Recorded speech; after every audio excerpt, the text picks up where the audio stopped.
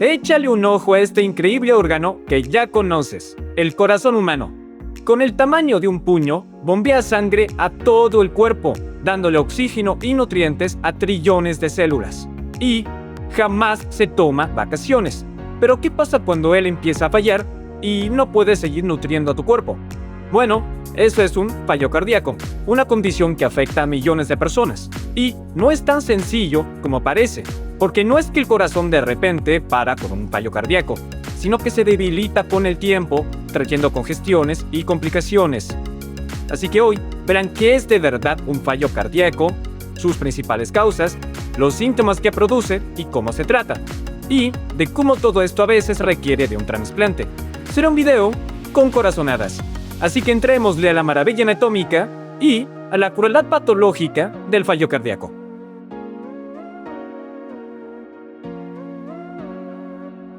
Empecemos con la definición de fallo cardíaco. El fallo cardíaco, o la llamada insuficiencia cardíaca congestiva, es cuando el músculo cardíaco no bombea suficiente sangre para satisfacer al cuerpo de sangre y oxígeno.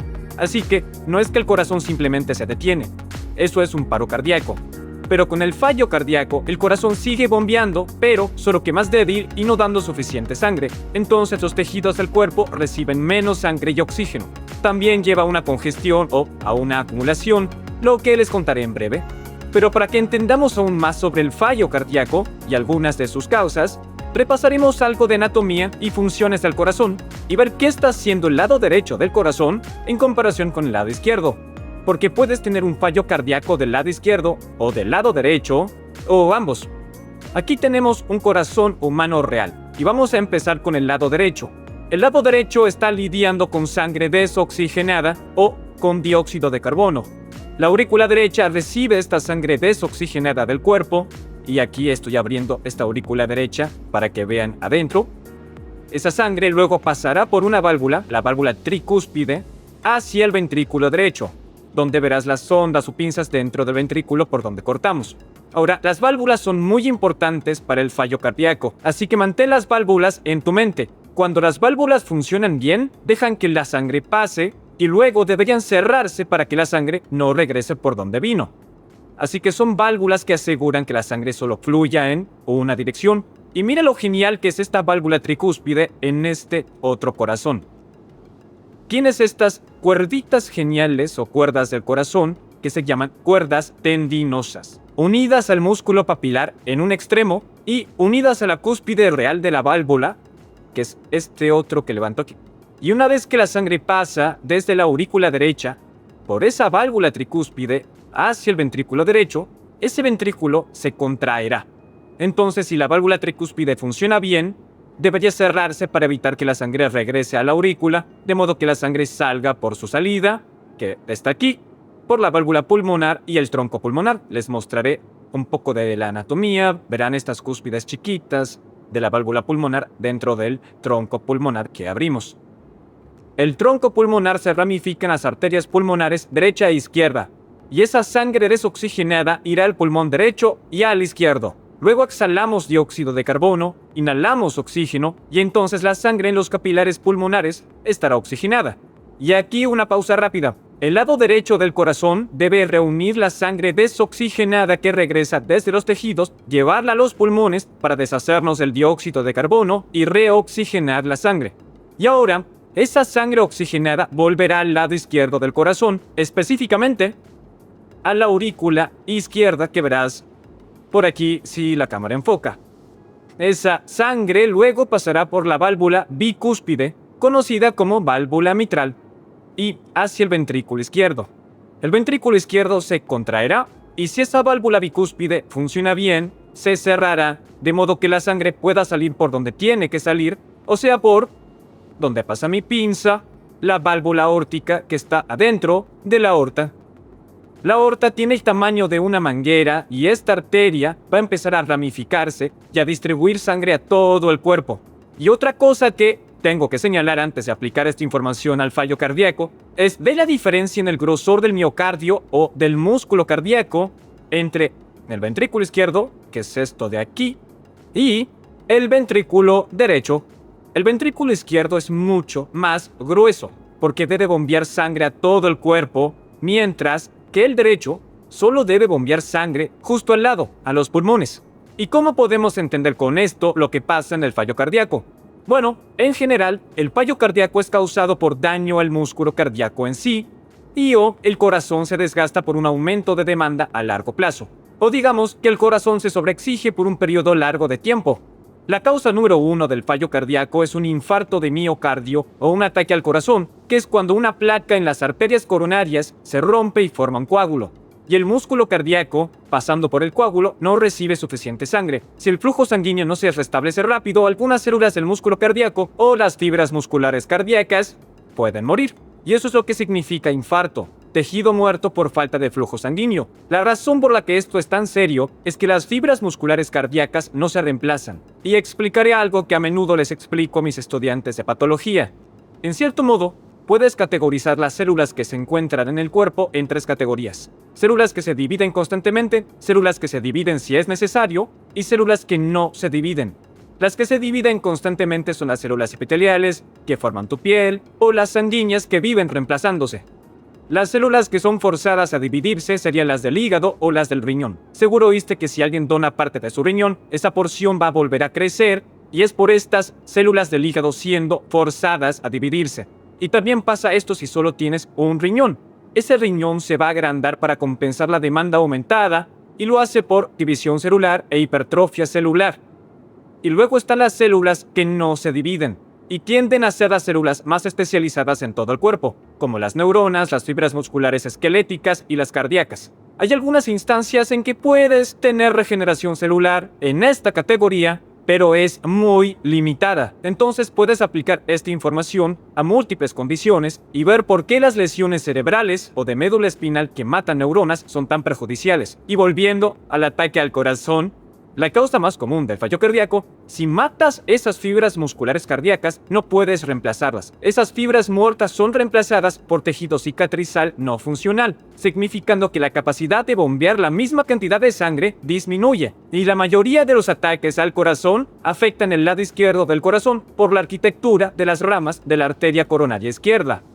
Entonces, muchos ataques al corazón llevan al fallo cardíaco del lado izquierdo, haciendo que su ventrículo, que bombea sangre a todo el cuerpo, tenga una capacidad disminuida para bombear sangre a los tejidos, y que la sangre empiece a congestionarse o acumularse, lo cual luego hablaremos. Y hay niveles para esto. Puedes tener un fallo cardíaco leve hasta un fallo cardíaco severo. Y lamentablemente, el fallo cardíaco leve suele progresar, especialmente si no se implementan tratamientos, que también vamos a hablar ahora. Pero el grado del fallo cardíaco se mide con la fracción de eyección. La fracción de eyección es el porcentaje de sangre que el ventrículo izquierdo bombea hacia afuera de cada latido. Y lo normal sería de 50 a 70%, pero en el fallo cardíaco cae por debajo del 40%, lo que señala un bombeo muy débil. Todos tenemos o escuchemos hablar de presión alta o hipertensión, y hay muchas razones para querer mantener tu presión baja o en niveles normales. Y una de esas es el fallo cardíaco. La hipertensión es otra causa importante porque obliga al corazón a trabajar más para bombear sangre contra una mayor cantidad de presión, creada por arterias endurecidas, haciendo que el corazón trabaje más duro 24 horas al día, 7 días a la semana. Y al principio el corazón intentará adaptarse volviéndose más fuerte, y el miocardio del ventrículo izquierdo se engrosará. Sin embargo, no puede mantener esta demanda aumentada para siempre, entonces el miocardio se va a dilatar, se debilitará y perderá su capacidad de bombear suficiente sangre a los tejidos del cuerpo. Y como dato, tenemos un video más detallado sobre la presión por si quieres verlo después. Otra causa del fallo cardíaco son las válvulas cardíacas dañadas. Aprendimos que las válvulas del corazón mantienen la sangre fluyendo en una sola dirección, y muchos problemas valvulares caen en una de dos categorías. O la válvula está demasiado estrecha y no se abrirá correctamente, a esto se le llama estenosis, o la válvula tiene fuga, entonces la sangre se filtra de vuelta a otra dirección, lo cual se llama regurgitación. Digamos que la válvula aórtica está demasiado estrecha, por lo tanto no se abrirá correctamente.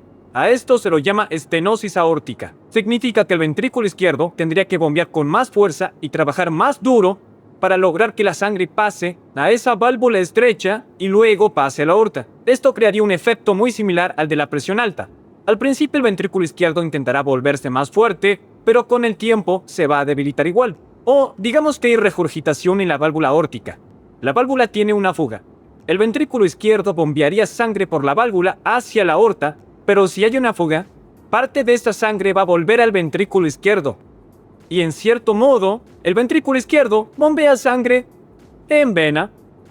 Sí, ese fue un chiste cardiovascular muy nerdo, pero el problema es que la sangre que viene desde arriba, la aurícula izquierda y los pulmones, no se detiene.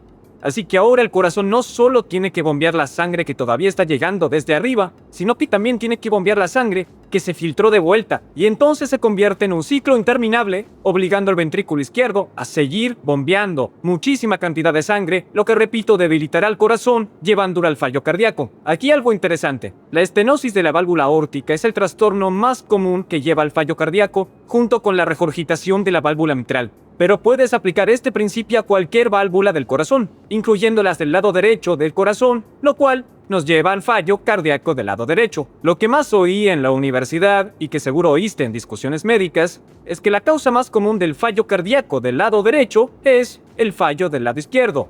Y aquí hablaremos de la congestión de sangre durante el fallo cardíaco y por qué antes se lo llamaba fallo cardíaco congestivo.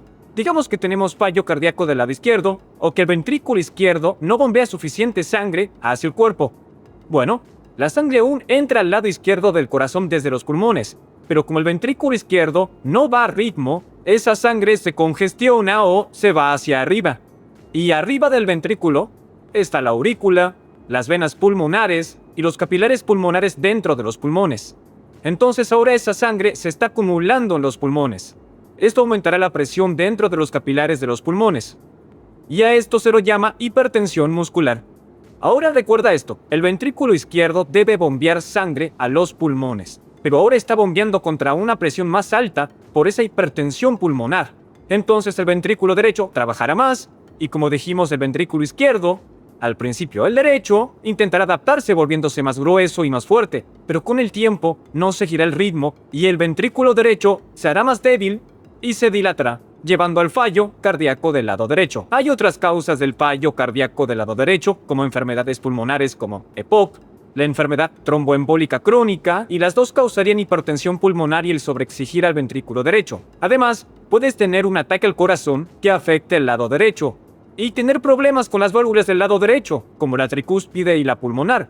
Pero la causa más común del fallo cardíaco del lado derecho es el lado izquierdo. Y aquí empezaremos a entender de verdad la parte congestiva del fallo cardíaco. Es como una congestión por tráfico o un embotellamiento, donde se estrecha la autopista y los autos se congestionan. Solo que en este caso hablamos de sangre.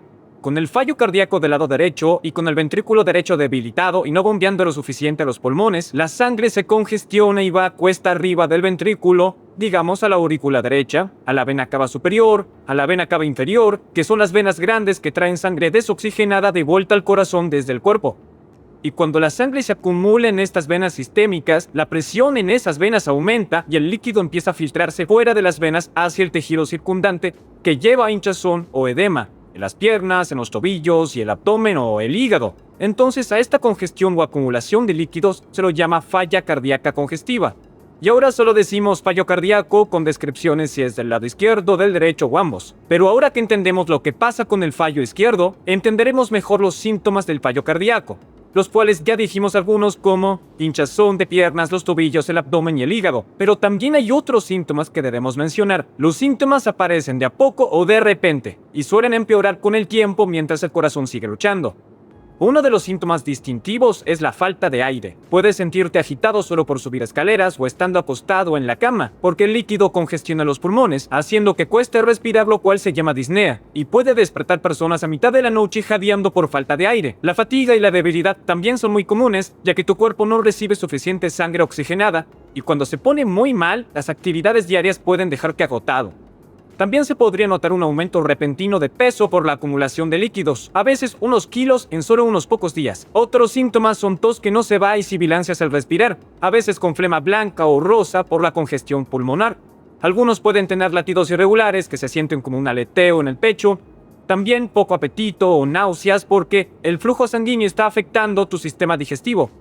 Incluso confusión o problemas de memoria ocurren en casos severos, por el poco oxígeno que llega al cerebro. Y como esos síntomas no suenan divertidos, ¿cómo se maneja el fallo cardíaco? Bueno, con pasos correctos se puede mejorar la calidad de vida y desacelerar su progresión. Empieza con cambios de estilo de vida, como una dieta saludable, ingesta baja en sal para reducir la retención de líquidos y ejercicio regular como caminar o rehabilitación cardíaca supervisada para fortalecer el corazón.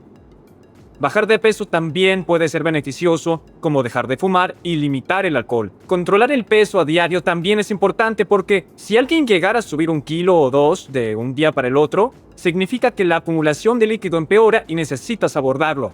Los medicamentos son muy importantes. Los diuréticos como la furosemida eliminan el exceso de líquido, los inhibidores de SA, por ejemplo, relajan los vasos aliviando el corazón, y los beta bloqueadores desaceleran la frecuencia cardíaca. Si alguien presenta problemas del ritmo cardíaco, hay medicamentos antiarrítmicos que pueden ayudar y a veces un marcapasos podría ser necesario. En casos avanzados, se implanta un dispositivo de asistencia ventricular izquierda, que es una bomba mecánica para ayudar al ventrículo izquierdo a bombear, y en otras personas podrían requerir un trasplante de corazón en las etapas finales. Pero el objetivo al final es estabilizar al corazón, aliviar síntomas y desacelerar la progresión para no llegar a internaciones o llegar a estas intervenciones más intensas. Ojalá ahora tengas mucha data del fallo cardíaco y que hayas aprendido algo nuevo. Gracias por apoyar al canal y hasta el siguiente video.